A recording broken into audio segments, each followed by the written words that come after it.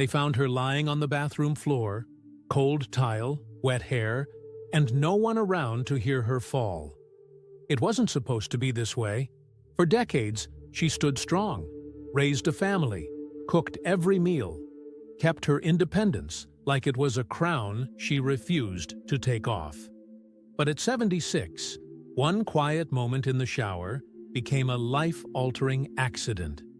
The truth is, bathing alone after 70 isn't just a routine. It's a powerful symbol of freedom, of dignity. But it can also be a silent doorway to danger that strikes without warning. So what do we choose? Risk or restriction? Independence or intervention? This isn't just her story. It could be yours, or someone you love. Stay with me, because in today's story, we're walking the line between autonomy and safety, and learning how to honor both. If you've ever worried about this, comment 1 below. Step 1. Prepare towel, clothing, and stable water temperature. But before we ever step into the shower, we have to ask ourselves, are we truly prepared? Or are we just hoping things will go smoothly? The truth is, safety doesn't begin in the water. It begins before the water runs. It starts in the planning, in the quiet decisions made 5 or 10 minutes beforehand. For seniors over 70, this preparation isn't just helpful. It can be the difference between a peaceful bath and a dangerous one. Start with the basics. A clean, dry towel within arm's reach. That means placing it in a visible, stable spot, ideally outside the direct line of water spray. The towel should be thick enough to dry off quickly, but light enough to handle with ease, especially if arthritis or muscle weakness is a factor. It might sound small, but fumbling for a towel on wet tiles is when slips happen most. Next, clothing. Choose loose-fitting garments that are easy to slip on. Nothing with tight sleeves, tricky zippers, or tiny buttons. Think soft, absorbent materials like cotton or bamboo blends. Lay them out ahead of time, preferably on a nearby chair or surface, so you're not walking across the room half-dressed, dripping water onto the floor. That walk, however short, is one of the riskiest moments if you're unsteady on your feet. Then there's water temperature. It might seem obvious, but many accidents happen because of water that's too hot, too cold, or unpredictable. Seniors may have thinner skin or reduced sensitivity to heat, which means scalding can occur without warning. Use a thermometer or test the water with your hand, not just for comfort, but for safety. Ideally, keep it around 100 degrees Fahrenheit, 37 to 38 degrees Celsius. If you're using a digital shower system, preset the temperature to avoid sudden changes. Preparation is about eliminating guesswork. When you're older, the margin for error shrinks, and the simplest oversights can snowball into real danger. But the good news is, control is still in your hands. By taking 5 extra minutes to prepare your towel, your clothes, and your water, you're not just being cautious, you're choosing self-respect. You're saying, I care enough to protect my independence. Because aging doesn't mean losing freedom. It means learning how to defend it, quietly, intentionally, and with care. If that idea speaks to you, if you've ever seen the difference those 5 minutes can make, comment 2 below. Let's talk about the steps that keep us standing strong. Step 2. Check grab bars, lighting, and bathroom floor. Preparation is powerful, but it means little if the space around you isn't working with you. Once the towel is in place and the water is just right, the next step is to evaluate the environment itself. Bathrooms are full of hard surfaces, sharp corners, and slippery floors, all of which become increasingly dangerous with age. It's not enough to be careful. The space must be carefully designed to support you. Start with the grab bars. These are not luxury additions. They are life-saving tools. especially when your balance isn't what it used to be. Check that they're firmly mounted, not just suctioned to the wall, and placed at the right height for both entering and exiting the tub or shower. Vertical and horizontal bars give different types of support, and both can be critical depending on your movement. Don't rely on towel racks or soap dishes for support. They're not built to hold body weight and can detach suddenly under pressure. In fact, many serious bathroom injuries begin with someone grabbing the wrong thing at the wrong moment. Grab bars are designed to catch you. Let them. Next, lighting. It's not just about brightness, it's about clarity. As we age, our eyes become more sensitive to shadows, glare, and low contrast. That means a dim bulb or a single overhead light might no longer be enough. Consider adding soft LED strips along the baseboards, or motion sensor night lights for early mornings and late evenings. Shadows can disguise puddles, uneven surfaces, or even soap residue on tiles. Clear visibility gives your brain the confidence to move steadily, without second-guessing every step. And then there's the floor, the most overlooked threat. Bathroom floors are often slick even when dry, and lethal when wet. Rubber-backed bath mats can slip unless secured properly, and cheap plastic mats can curl at the corners or trap water underneath. The best option is a textured, non-slip surface that's stable underfoot and doesn't require you to adjust it each time you step inside. Take a moment to walk slowly through your bathroom. Where would your hand reach if you started to fall? What would your foot touch first? This awareness is more than just practical. It's empowering. It's your way of saying, "This space is mine, and it's going to protect me." You deserve to move with ease, not fear. And a bathroom that's built with care becomes more than just a place to clean your body. It becomes a place that honors your strength, your age, and your right to feel safe. If you believe home safety matters more than ever after 70, comment 3 below. Let's keep building the kind of spaces where dignity lives. Step 3. Wear easy-to-remove clothing and non-slip footwear. Even with the right equipment and lighting, personal safety comes down to how you move and what you're wearing when you do. Clothing and footwear may not seem like safety concerns at first glance, but they can make all the difference in a high-risk environment like the bathroom. The wrong fabric, the wrong fit, or the wrong sole can turn a routine shower into a struggle you didn't see coming. Let's start with clothing. Tight sleeves, stiff waistbands, or buttons that require too much dexterity are more than just inconvenient. They're risky. If getting undressed becomes a battle, balance can be lost. The last place you want to wrestle with your robe is next to a hard tile floor. Instead, choose garments that are loose-fitting, breathable, and easy to slip on or off without bending too much or using excessive force.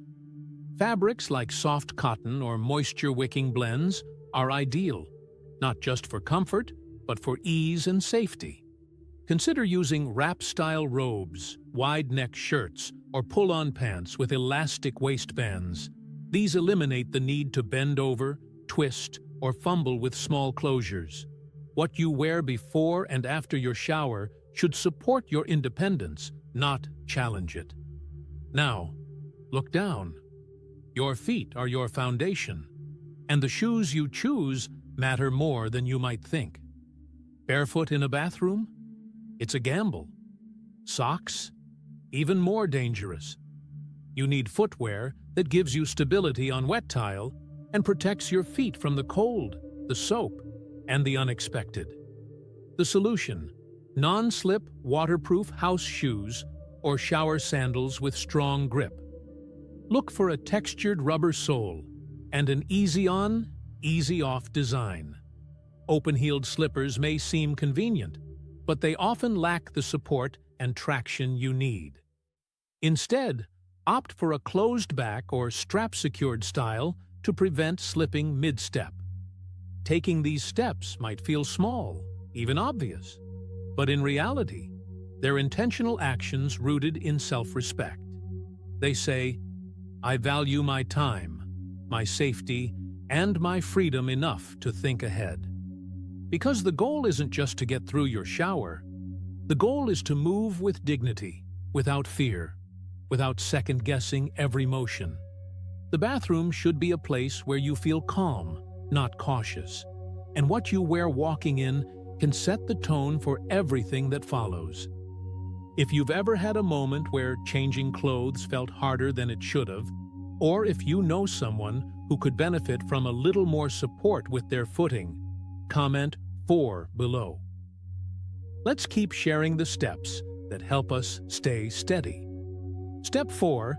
Carry a personal emergency alert button. Confidence in the bathroom isn't just about how we move, it's also about knowing help is within reach if we ever need it. You may never need to press that emergency button. In fact, you might go months or years without a single incident. But when it comes to aging, preparation isn't about fear. It's about peace of mind. It's about removing the question of what if and replacing it with the certainty of I'm covered. That's why a personal emergency alert button is one of the most powerful tools a senior can have when bathing alone. Whether worn around the neck, on the wrist, or clipped to a robe, these small devices can be literal lifesavers. In the event of a fall, sudden dizziness, or a medical episode, help can be summoned with a single press. No need to reach for a phone or scream for someone to hear you from the next room.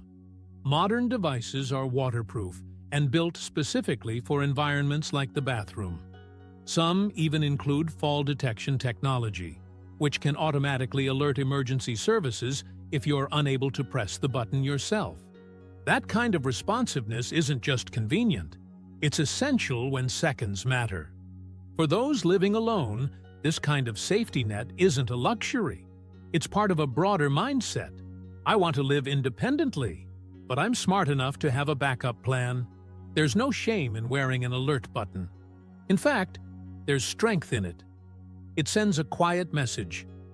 I take my safety seriously. It allows you to continue doing things on your own, like bathing, dressing, and preparing for the day, while knowing that should anything go wrong, you're not alone. And it's not just for emergencies. Many of these systems are connected to loved ones, neighbors, or caregivers. It's a way to stay connected without being dependent. You don't need someone in the room with you. You just need the ability to reach someone if the unexpected happens. Wearing an alert button is a small habit that can remove a massive burden. It's one more layer of protection that makes independent living possible and sustainable. And it's one more way to say, I value my life enough to make sure it continues safely. So if you or someone you know could use just a little more security while still holding on to their freedom, comment 5 below. Let's continue the conversation about how we protect what matters most, our independence. Step 5. Do not fully lock the bathroom door. Sometimes the simplest choices carry the most weight. After setting up safety tools and wearing the right gear, there's one final habit that can quietly save a life. Don't lock the bathroom door completely when you're bathing alone. It might seem like a small compromise, but it can be a crucial one. Privacy is sacred. No one wants to feel exposed or vulnerable, especially in the most intimate spaces of their home. But when living alone, or even when others are nearby, completely locking the door can turn a manageable emergency into a preventable tragedy. If you fall, faint, or lose consciousness, a locked door creates a barrier that delays help. And in the case of a medical emergency, even a few extra minutes can make all the difference. The solution isn't to give up privacy, it's to adjust how we protect it. Instead of locking the door completely, consider using a latch that can be opened from the outside, or leave the door just slightly ajar. If that feels too exposed, place a simple note outside that says "Occupied," or use a doorstop that can be gently nudged open if needed.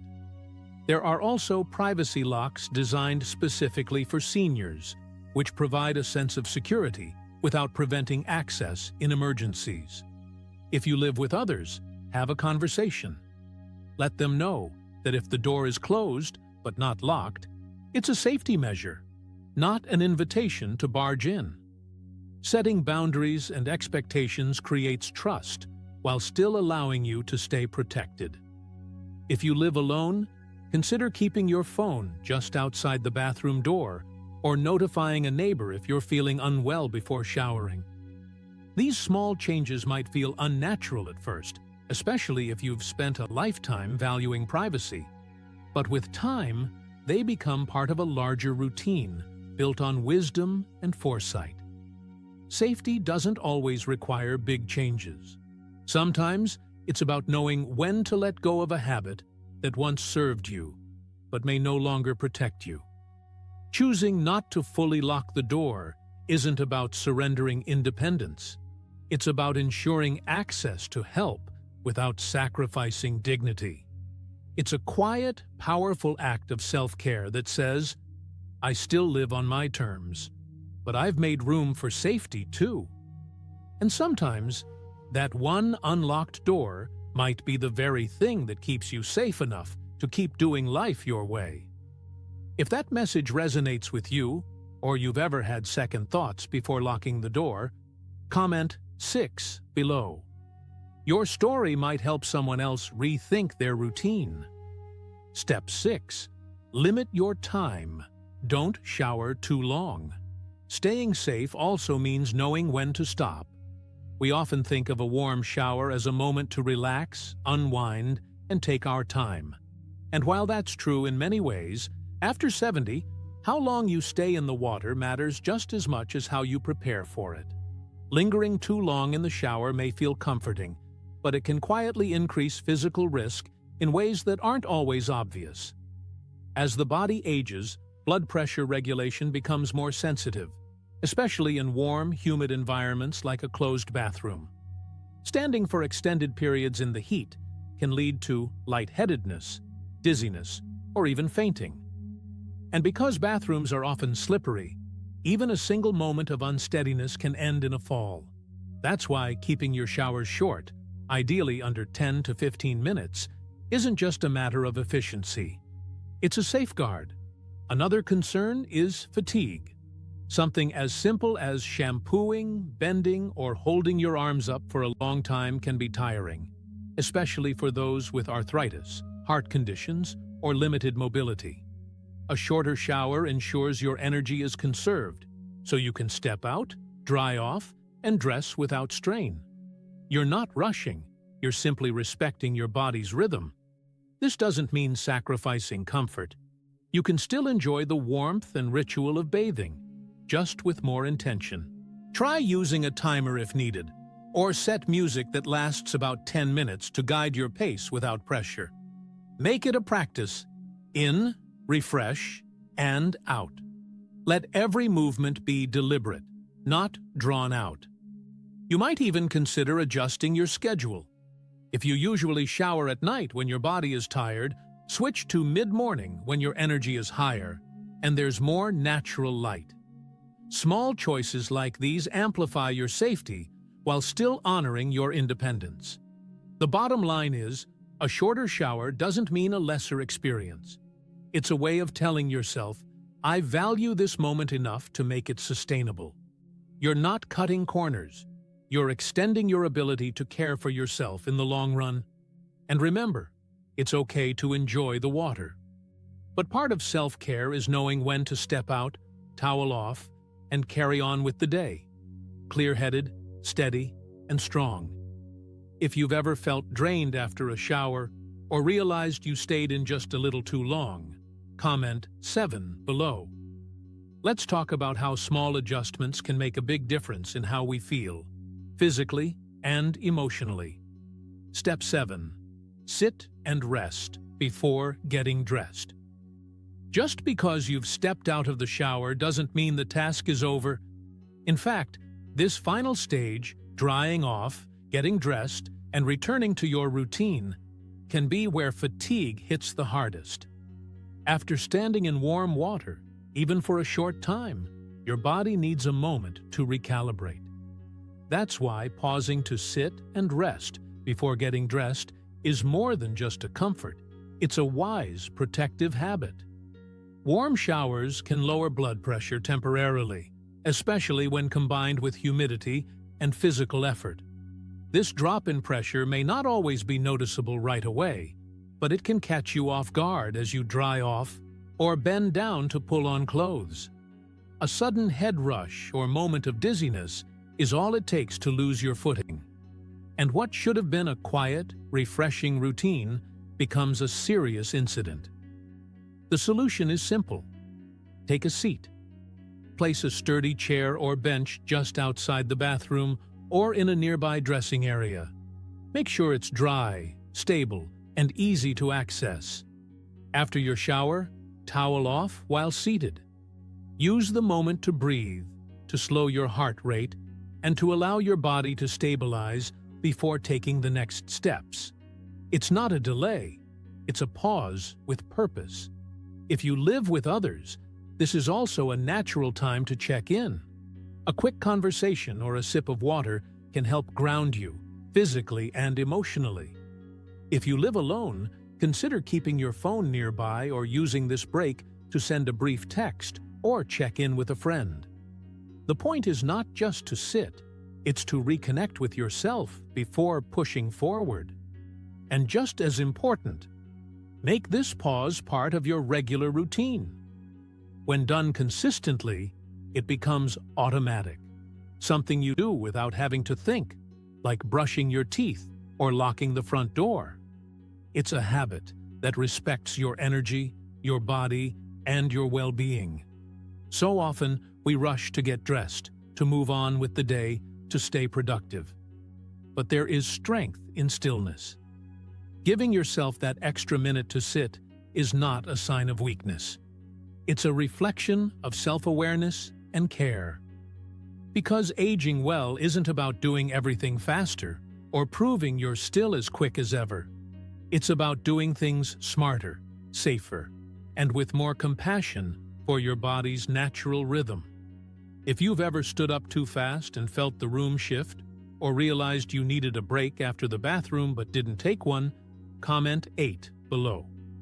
Your story may remind someone else to slow down and stay safe. Staying independent as we age isn't about doing everything exactly the way we used to. It's about adapting with intention and making smart, caring choices that protect our freedom. Bathing alone after 70 can be a deeply personal act. It represents strength, dignity, and the desire to continue living life on your own terms. But it also requires a new kind of awareness, one that understands our limits, respects our bodies, and makes room for safety without shame. From preparing your towel and water to wearing the right clothing, using grab bars, keeping the door unlocked, limiting time, and sitting down to rest, each step we've talked about is more than just a tip. It's a declaration. I still have control. I still have worth. And I choose to take care of myself the best way I know how. Because the truth is, independence doesn't disappear with age. It evolves. And when we meet it with care, wisdom, and a little humility, it can last longer than we ever imagined. So if you've been wondering whether it's still safe to bathe alone, or how to keep doing it with confidence, you're not alone. You deserve the peace of mind that comes from doing it right. If this story helped you feel seen, or gave you something to think about, do us a favor. Like this video, share it with someone who needs it, and subscribe to our channel for more stories that speak to the heart of growing older with grace and strength. You've still got so much life ahead, and we're here to walk every step with you.